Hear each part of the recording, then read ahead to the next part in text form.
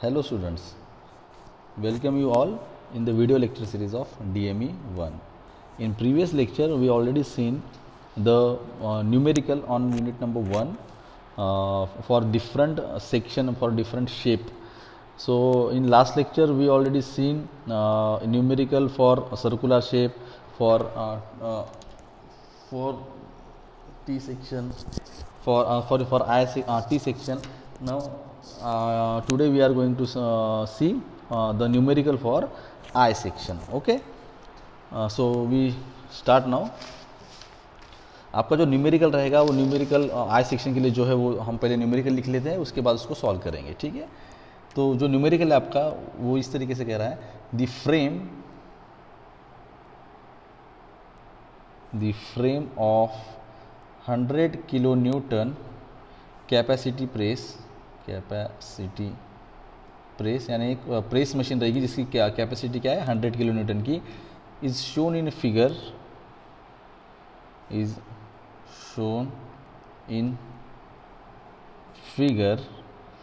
and it is made of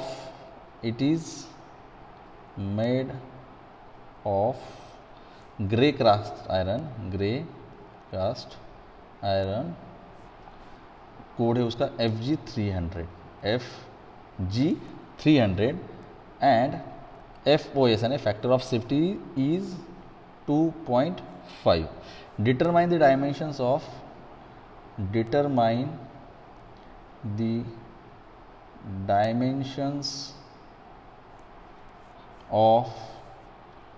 the cross section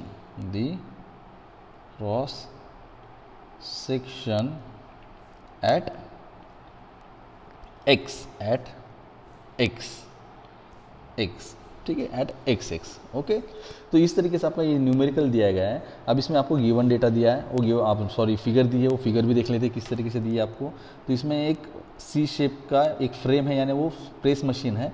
उस press machine के ऊपर हमें देखना है कि किस तरीके से लोड एक्ट हो रहा है. वो लोड एक्ट करने के बाद उसका बिहेवियर किस तरीके से रहेगा, और वो बिहेवियर के ऊपर से उसका हमें डायमेंशंस प्रॉपर तरीके से एक पर्टिकुलर सेक्शन के ऊपर उन्होंने बोला है कि इस सेक्शन को कंसिडर करके आपको उसका एक कंसिडरेशन में आपको उसका एक ये निकालना है, क्रॉस सेक्शन एरिया वाइज उसका डायमेंशंस फाइंड आउट करने हैं. ठीक है, इस तरीके से उसकी फिगर रहेगी. ये इस तरीके से फिगर है उसकी. तो इसमें उन्होंने क्या दिया है, यहाँ पे डिस्टेंस जो है यहाँ पे लोड जो रहेगा आपका इस तरीके से 100 किलो न्यूटन का यहाँ पे लोड रहेगा. देन कितने एरिया तक रहेगा, तो यहाँ से इतना डिस्टेंस जो रहेगा उसका वो रहेगा 4 टाइम्स टी यानी थिकनेस. देन यहाँ से उसका जो रेडियस रहेगा वो भी रहेगा आपका आर. में यहाँ पे साइड में लिखूँगा आर क्या दिया आपको 4 टाइम्स टी, और डिस्टेंस भी क्या दिया आपको 4 टाइम टी. तो यहाँ पे उन्होंने कहा है कि इस एरिया के अंदर आपको यानी एक्स है, यहाँ पे आपको इस सेक्शन के अंदर का जो भी एरिया रहेगा यानी वो आई सेक्शन का एरिया रहेगा जो उन्होंने कंसिडर किया है, तो उसको हमको कैलकुलेट करना है कि उसकी थिकनेस कितनी रहेगी. तो यहाँ पे उन्होंने आई सेक्शन का भी एक दिया है फिगर, किस तरीके से देख लेंगे.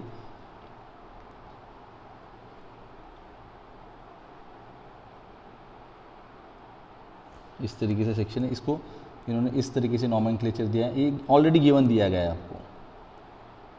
यहाँ पे ये 4T, ये सेम यहाँ पे भी क्या रहेगा T ही रहेगा. देन आपका ये थिकनेस जो रहेगा वो भी क्या रहेगा आपका नॉर्मल T रहेगा. ठीक है, यहाँ से जो यहाँ दिया है वो है आपका 6 टाइम्स T. कितना 6 टाइम्स T. ठीक है, ये होगा आपका B. तो ये आपको फिगर में दिया है कि आपको गिवन डेटा में क्या क्या दिया है. राइट, तो अभी हम इसको एज यूजुअल जैसे हम जिस प्रोसेस से स्टार्ट करते हैं उस प्रोसेस से उसको स्टार्ट करेंगे. तो हम फर्स्ट टाइम क्या करते हैं, गिवन डेटा. तो हम लिखेंगे पहले गिवन डेटा में क्या दिया है आपको कि यहाँ पे एक फ्रेम है जिसके ऊपर 100 किलो न्यूटन कैपेसिटी की प्रेस है, यानी उस पर 100 किलो न्यूटन का लोड एक्ट हो रहा है. उसके ऊपर प्रेशर बोलो या फोर्स बोलो, वो क्या रहेगा 100 किलो न्यूटन का रहेगा. तो हम उसको P से डिनोट करते हैं. तो 100 किलो न्यूटन हम इसको ऐसे भी लिख सकते हैं 100 × 10³ न्यूटन. ठीक है, इसको लिख दिया. देन आपका फिर नेक्स्ट दिया उन्होंने कि इसमें स्ट्रेंथ ऑफ मटेरियल क्या है. जो स्ट्रेंथ ऑफ मटेरियल जो रहेगा इसके अंदर क्लियरली मेंशन नहीं किया गया है, लेकिन इसका जो कोड दिया है 300, यानी इसमें जो उसका कोडिंग किया है तो उसके अंदर इसको हमको समझ में आ जाता है कि यहाँ पे जो 300 लिखा है वो 300 क्या रहेगा आपका strength of material at yield point और अल्टीमेट पॉइंट। तो हम उसको यील्ड या अल्टीमेट जो भी कंसीडर करेंगे तो SYT कंसीडर करते हैं। Strength of material at yield point वो है आपका 300 न्यूटन पर mm²। ठीक है, ये हो गया। देन आपको दिया गया है factor of safety 2.5, then FOS is equal to 2.5। ठीक है, ये हो गया आपका नॉर्मल तरीके से जो भी आपका एक गिवन डेटा दिया है वो। और इसके अंदर जो कंसीडर करोगे तो उसके अंदर हमें कंसीडर क्या करना है, R यानी रेडियस जो दिया है वो ऑलरेडी आपको 4 टाइम्स T दिया है, यानी थिकनेस का 4 टाइम्स, यानी जो भी आप थिकनेस, इसमें ये समझ में आता है कि अपन को यहाँ पे T कैलकुलेट करनी है, फाइंड आउट करनी है कि जो भी डिज़ाइन प्रोसीजर हम फॉलो करेंगे उस डिज़ाइन प्रोसीजर के एंड में हमें T का आंसर मिलेगा कि थिकनेस कितना है। और वो थिकनेस के बाद फिर हम उसके अंदर इस वैल्यूज़ के अंदर जो यहाँ पे दिखाया कि आपको ये पुटअप जब करेंगे तो आपको उसका प्रॉपर डायमेंशन समझ में आएगा कि इसमें कितना डायमेंशन कहाँ कहाँ दिया है, राइट। तो ये आपकी प्रॉपर डायमेंशन के साथ फिगर हो जाएगी। तो हम अभी अपनी डिज़ाइन प्रोसीजर स्टार्ट करते हैं। तो फर्स्ट हम क्या कैलकुलेट करते हैं, calculate the tensile stress, calculate the tensile stress. और उसका फॉर्मूला जो है आपके पास पता है आपको, सिग्मा मैक्स, सिग्मा यानी क्या, stress, maximum stress is equal to SYT strength of material at yield point divided by factor of safety. आप यहाँ पे यील्ड भी ले सकते हो, अल्टीमेट भी ले सकते हो। तो यहाँ पे स्ट्रेंथ ऑफ मटेरियल कंसीडर करना पड़ता है मेन। तो देन आपका जो स्ट्रेंथ ऑफ मटेरियल वो कितना है, 300 न्यूटन। तो हमने 300 न्यूटन ले लिया, डिवाइडेड फैक्टर ऑफ सेफ्टी कितना है, 2.5। अब इसका जो आंसर आएगा ये आपको कैलकुलेट करना है। मैं जानबूझ के कैलकुलेशन नहीं कर रहा हूँ क्योंकि आप सिर्फ न्यूमेरिकल देखोगे, आप प्रैक्टिस नहीं करोगे। तो जानबूझ के मैंने आपके लिए ये आंसर का पोर्शन जितना है वो आपके लिए छोड़ा है।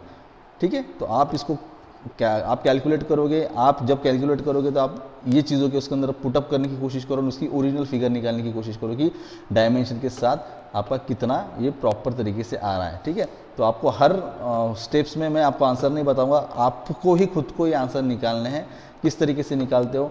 और अगर कुछ वहाँ उस टाइम पे जो प्रॉब्लम आएगी तो वो प्रॉब्लम ही आपको, या वो जो डाउट्स आएंगे उसकी वजह से आपको ये डाउट्स फ्यूचर में नहीं आएगी, क्योंकि आपको या जब कैलकुलेशन करोगे तो आपको आंसर्स प्रॉपर पता नहीं रहेगा ना। तो आपको वही देखना है कि मैं जो आप जो प्रोसेस फॉलो कर रहे हो ना, आपका जो आंसर आ रहा है तो उसमें कुछ गलत तो नहीं हो रहा है। जहाँ पर गलत होगा आप ऑब्वियसली कि मुझे कॉन्टैक्ट करोगे उस टाइम पर। ठीक है, तो इसलिए मैं जानबूझ के यहाँ पर आंसर नहीं निकालूंगा, आपके लिए वो मैं रिमेनिंग पार्ट छोड़ रहा हूँ। ठीक है, देन सेकेंड स्टेप जो है आपकी, हम क्या करते हैं सेकंड स्टेप में, calculate the eccentricity, calculate the eccentricity, that is a small e, that is a small e. Small e is equal to, सबको पता है फॉर्मूला, R माइनस RN, यानी रेडियस माइनस न्यूट्रल रेडियस या ठीक है, ये है। तो इसमें हमको क्या करना है कि इसके अंदर हमको R और RN की वैल्यू कब निकालनी है, हमको कंसीडर करना पड़ता है कि हमको जो सेक्शन दिया है उसका शेप क्या है। तो यहाँ पे आपको क्या दिया गया है, I सेक्शन दिया है, तो हमें I सेक्शन का ही R के लिए और RN के लिए फार्मूला यूज़ करना पड़ेगा। तो वो थोड़ा लेंदी है, तो हम अब उसको देखेंगे। मैं आपको R और RN की जो फार्मूला है वो आपको प्रॉपर तरीके से बताता हूँ, तो उसको आपको हेल्प होगी हमें ये सॉल्व करने के लिए। ठीक है, तो I सेक्शन के लिए जो RN का फार्मूला है, फर्स्ट जो भी रहेगा वो RN का फार्मूला, तो वो हम निकालेंगे। अब ये फार्मूला हम जब यूज़ करेंगे तो ये फार्मूला यूज़ करते समय आपको बहुत सारी चीज़ें को तकलीफ होगी कि यहाँ पे मुझे एग्जैक्टली क्या लेना है क्या नहीं लेना है। तो इसके लिए आपको फिर से रेफ़र क्या करना पड़ेगा, जब वो लेक्चर वीडियो जिसके अंदर मैंने आपको सेक्शन वाइज या शेप वाइज उसके फार्मूले बताए थे कि किस तरीके से उसको वो फार्मूले फॉर्म हुए हैं। तो वहाँ पे आपको उसका पूरा प्रॉपर तरीके से नॉमेनक्लेचर समझ में आएगा, तभी आप ये फार्मूला यूज़ करके आप आपका आंसर फाइंड आउट कर सकते हो। ठीक है, तो हम RN का फार्मूला यूज़ करते हैं। अभी RN के लिए क्या है, RN is equal to, for I section है, अपने पास क्या है यहाँ पे I सेक्शन है, यहाँ पे लिखता हूँ लगा तुम्हें, फॉर I सेक्शन। तो RN का फार्मूला जो आपका वो है TI in bracket BI minus T plus T0 in bracket B0 minus T bracket close plus TH divided by b i log of e in bracket r i plus p i divided by r i bracket close plus t log of e in bracket r o minus t o divided by r i plus t i continuation में plus इसके continuation में यहाँ से continuation में plus b0 log of e in bracket r o minus r o t o. ठीक है, इसके division की इसमें नहीं है, ये यहाँ से प्लस है, यहाँ से आगे प्लस है जो यहाँ पे कंटिन्यूएशन में रहेगा। ठीक है, तो अब ये जब आपको कैलकुलेट करना है तो आपको ऑब्वियस चीज़ है कि आपको टी आई की वैल्यू पता नहीं रहेगी, बी आई की वैल्यू पता नहीं रहेगी, टी ओ क्या रहता है, बी ओ क्या रहता है, बी आई क्या रहेगा। तो ये इसका नॉमेनक्लेचर देखने के लिए जो आई सेक्शन का जो प्रीवियस लेक्चर में जब मैंने उसका नॉमेनक्लेचर के लिए जो फॉर्मूला फॉर्म हुआ है वो वीडियो अगर आप ऑब्जर्व करोगे तो आपको दिखेगा कि कहाँ पे बी आई लिखा है, कहाँ पे टी आई लिखा है, कहाँ पे नॉमेनक्लेचर दिया है, प्लेस किया है। तो वो वैल्यूज़ आपको यहाँ से लेनी है, वो वहाँ पे रहेगी, वहाँ पे क्या दिया गया है उसकी जगह पे यहाँ पे वो वैल्यू पुट करनी है, आपको एज्यूम करनी है, और ये वैल्यू आपको इस फॉर्मूले में पुट करने के बाद आपको आर एन का आंसर मिलेगा। आर एन का आंसर किस फॉर्म में मिलेगा आपको, आर एन का फॉर्मूला जो भी समथिंग रहेगा in the form of T, उसका जो भी आंसर रहेगा यहाँ पे कुछ डिजिट आएगा, वो डिजिट क्या रहेगा इनटू टी, तो आपको ये आर एन का आंसर मिलेगा। ठीक है, तो ये भी मैंने आपके लिए छोड़ा है, आपको होमवर्क करने के लिए या आपको समझने के लिए। ठीक है, देन हम देखेंगे आर का फॉर्मूला, आर एन का हमने देख लिया, तो अभी आर का फॉर्मूला। तो आर का फॉर्मूला क्या कहता है आपका, r i plus half of t h square plus half of t i square in bracket b i minus t plus t zero in bracket b zero minus t in bracket h minus t zero divided by 2 bracket close divided by t i in bracket b i plus t plus t zero in bracket b zero minus t plus t into h. ठीक है, तो ये इसमें भी same वही consider करना है आपको कि आपको ये फिगर कंसीडर करनी है, इस फिगर को कहाँ पे क्या नॉमेनक्लेचर दिया है वो वैल्यू आपको एज्यूम करनी है, यहाँ की वैल्यू लेनी है और वो वैल्यू आपको यहाँ पे पुट करनी है। ये पुट करने के बाद आपको एज यूजुअल आर की भी वैल्यू मिलेगी समथिंग डिजिट इनटू टी के फॉर्म में। ठीक है, ये आपको आर और आर एन की वैल्यू यहाँ पे मिल जाएगी, आपको एक नॉर्मल तरीके से मिल जाएगी। तो उसके बाद हमें क्या फाइंड आउट करना है, उसके बाद जो हमारी नेक्स्ट स्टेप है वो जो है थर्ड स्टेप है आपकी। तो थर्ड स्टेप में आप क्या फाइंड आउट करते हो, जो रहेगा आपका बेंडिंग स्ट्रेस। ठीक है, तो थर्ड स्टेप वो है आपका calculate the bending stress inner fibre के लिए आउटर फाइबर के लिए। तो ऑब्वियसली आई सेक्शन है तो ये सब इनर फाइबर के लिए ही रहेगा। तो ऑलमोस्ट हम 100% 90% तो हम सारे न्यूमेरिकल्स में इनर फाइबर के लिए ही कैलकुलेट करते हैं। ठीक है, तो फॉर्मूला आपका इस तरीके से sigma b i is equal to यानी bending stress for inner fibre, bending stress for inner fibre is equal to bending moment into h i divided by area into eccentricity into r I.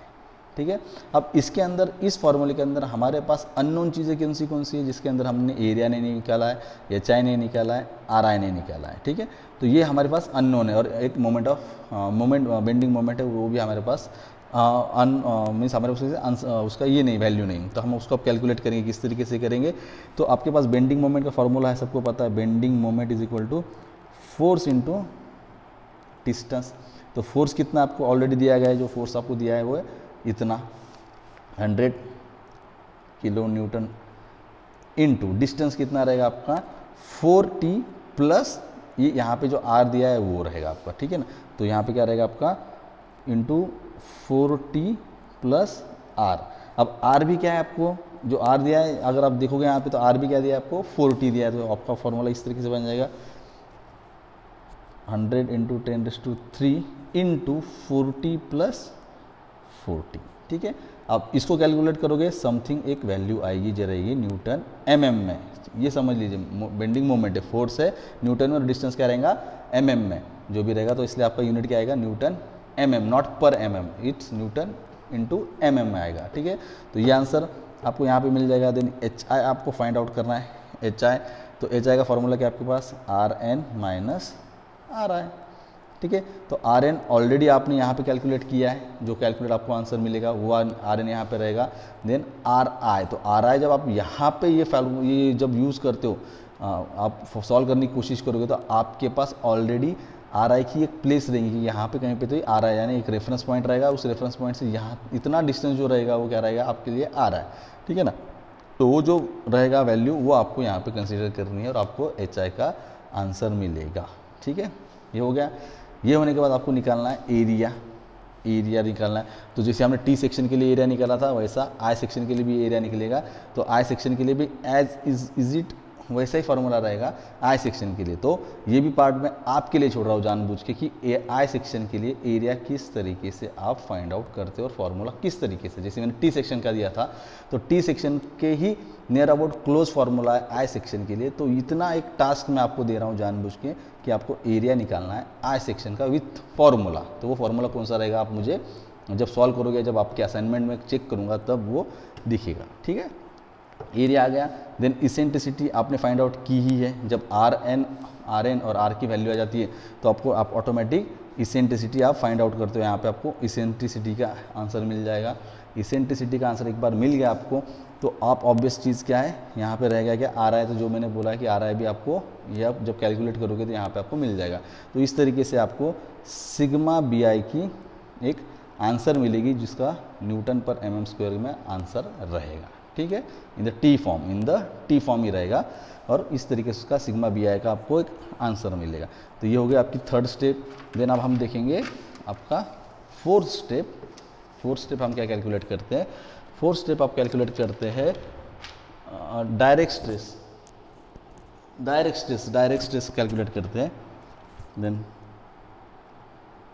Calculate the direct stress, तो formula है आपका sigma t is equal to p by a, यानी p तो आपके पास already दिया हुआ है, P आपका जो आंसर है given data 100 into 10⁻³ divided by जो एरिया आपने फाइंड आउट किया रहेगा वो यहाँ पे वैल्यू पुट करोगे, फिर से आपका आंसर जो भी आएगा न्यूटन पर mm स्क्वायर के अंदर आपका सिग्मा टी मिल जाएगा आपको। ठीक है, देन लास्ट स्टेप है आपकी कैलकुलेट द डायमेंशंस।